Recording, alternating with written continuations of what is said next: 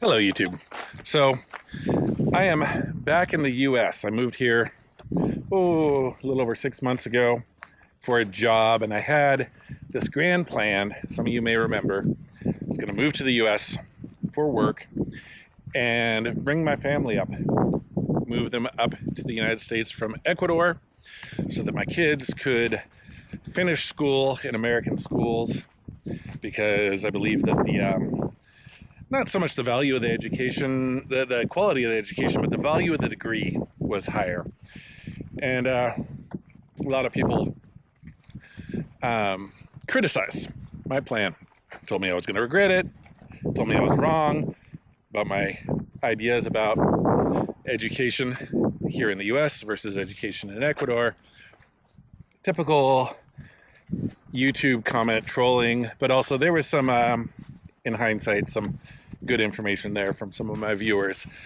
And long story short, I was wrong about some things. At the time, it seemed like a good decision, but the politics in the U.S. and the economic landscape and all that has changed over the last 6 months pretty significantly, as you all are aware. And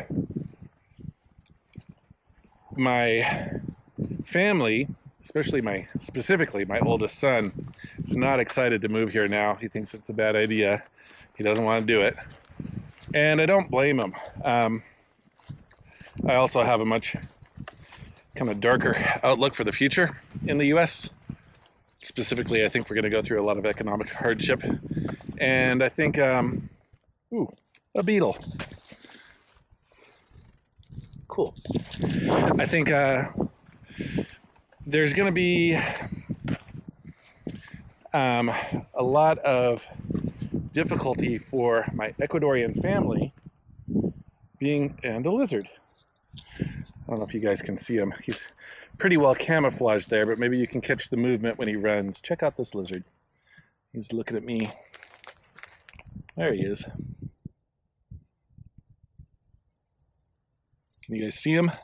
I love stuff like that. Love nature. So, what was I saying before I got distracted by a beetle and a lizard? I think my family would face a lot of stress and fear living in the U.S. right now as Ecuadorians trying to navigate the immigration process. So, like, if I were to move them up here, my youngest son, he's a U.S. citizen. It's easy for him. But my stepson and my wife are both going to have to go through the process of getting a visa before they move, getting a green card, if possible, and, if they so choose, eventually becoming naturalized citizens. And that process takes a long time. And my concern would be that something might happen that would cause them to get deported. And it could be as simple as, like, if there's some minor, what used to be considered just a innocent error on paperwork, that could be enough to get them deported. Or, if somebody screws up and, there's some sort of violation of the law. Could be, I got a teenage son. He doesn't drink, but maybe that'll change, and maybe he gets pulled over drinking and driving or something like that. Hi. Passing some folks on the trail here. But I mean, it's, people make mistakes in their lives, and if you're in that immigration process, you gotta be perfect. And nobody is perfect. I think that would cause a lot of stress. Nobody wants to be afraid all the time, right? But beyond just stuff like that, we're hearing a lot of stories about people getting deported for reasons that don't make a lot of sense. Sometimes maybe just prejudice, just prejudice. And I don't want my family to have to live in fear.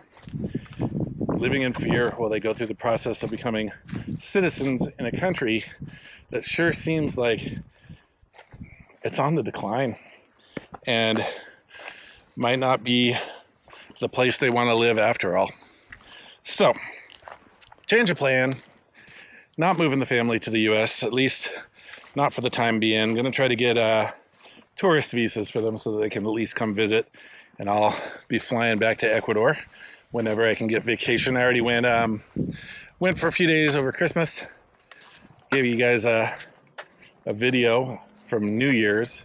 I think I uploaded. I can't even remember whether I uploaded that video or not. But yeah, I went back for New Year's, and then I am going to go back again for my oldest son's graduation. He's about to graduate from high school, and I'll just try to get by for the time being doing that. It's definitely not enough time with my family. I wish I had a better plan, but I don't. And what else is going on? So I'm in Southern California. I drove here from Portland, Oregon. Pretty easy drive, 2-day drive. And before that, I was working in Oklahoma on a job site with this company out there, and then me and my buddy Joe drove from Oklahoma to Portland, a 3-day drive, which I put together a whole video about that. I haven't uploaded it yet. Maybe I'll get around to it, maybe not. It's one of those videos that kind of seems incomplete. So we'll see. And I'm in the Temecula Valley area, so kind of inland a bit from the coast, and sort of halfway between San Diego and Los Angeles, more or less. It's beautiful. It's cool. It's a little more crowded out here than I like, which is why I'm spending my Saturday hiking around out in the wilderness away from people. And the job is going okay. I like it well enough. It's not without its problems, but what job isn't without its problems? But if I can, overlook some of the silliness and inefficiency and bad communication, I'd say I get paid well enough to deal with all that nonsense. I get paid enough that it's tolerable, but only just. Only just. So yeah, I'm gonna keep working this job. Like, if we were in the economy that we had 6 months ago, man, when I came up, I had like 5 different job offers.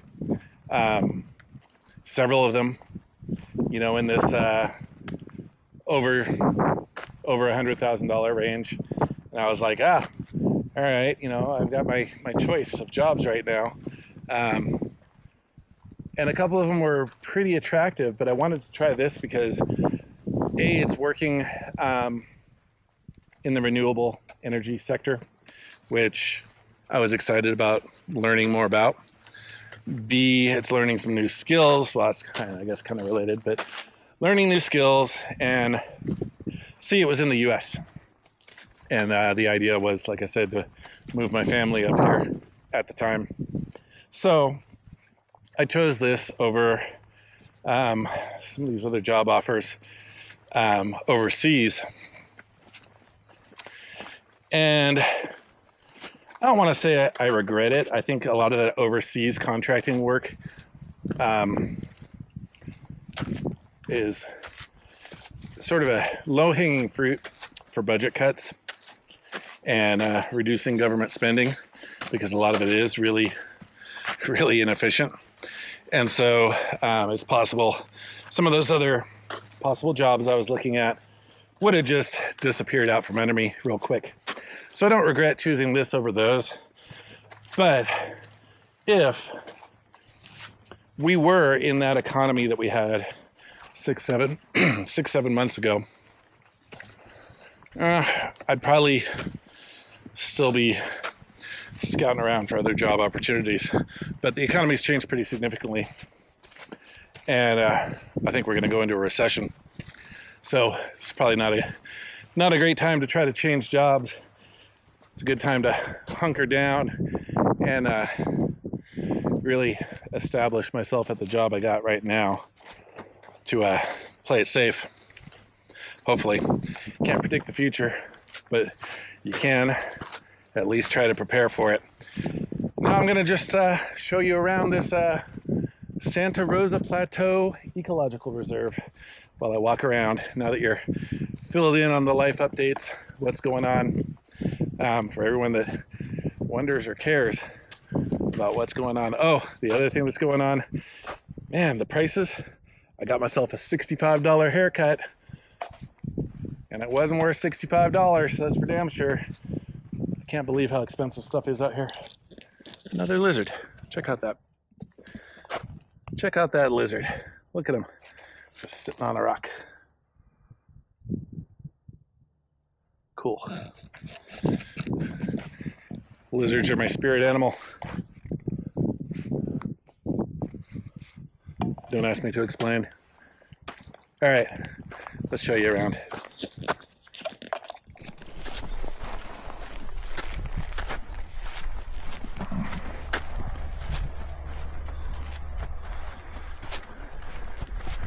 Oh, just when I whip the camera around to show you around, I somehow find my way right back to the visitor center. Huh. I feel like there's got to be more to this park. There's got to be more to it.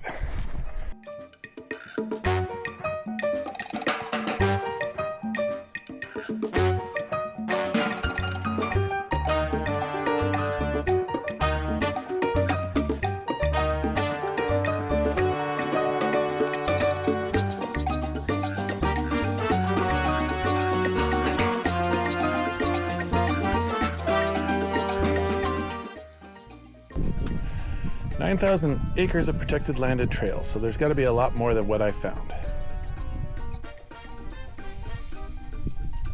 Where am I?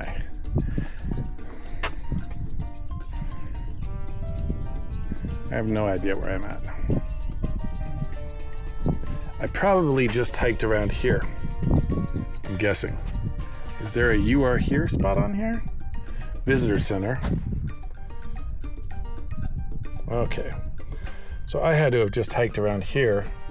Looks like I gotta cross the main road to get to the rest of all these trails. I don't know.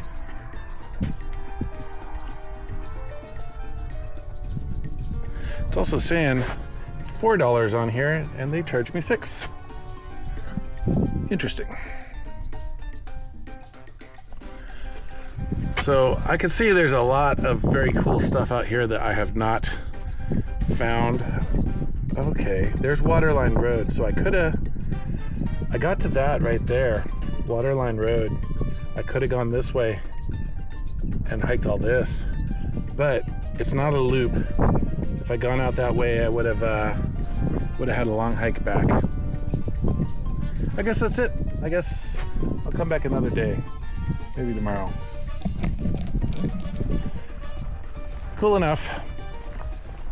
Getting a little too much sun anyway. I guess that's enough hiking for today. Oh, look, a squirrel. A squirrel. Hi, squirrel.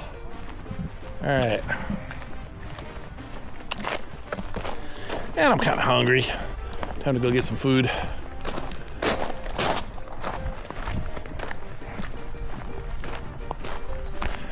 This is the Jeep that my company has rented for me for work. Usually we get trucks, but I managed to talk my way into this instead.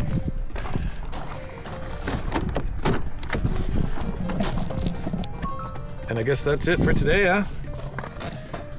I will see you guys in the next one.